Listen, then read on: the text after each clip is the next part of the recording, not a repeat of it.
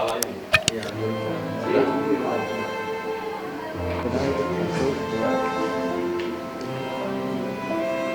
Prosedur lapor lagi di imigrasi, nanti kalau tidak terima harus gini gitu ya.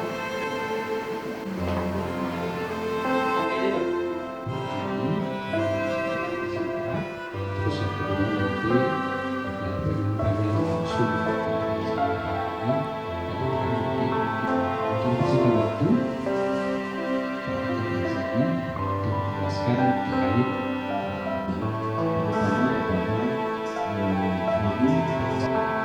Kita cekal ya, Mas ya. Penangkalan.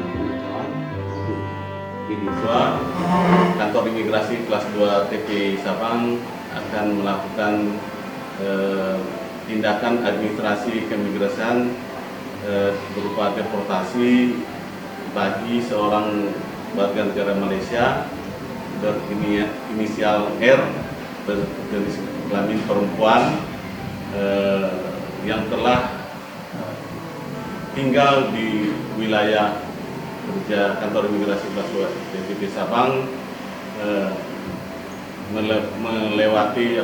melampaui batas waktu alias overstay. Kepada yang bersangkutan akan kita tindak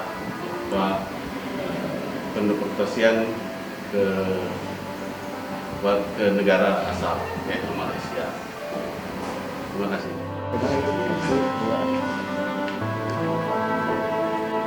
Prosedur lapor lagi di imigrasi, nanti kalau tidak gini gitu ya.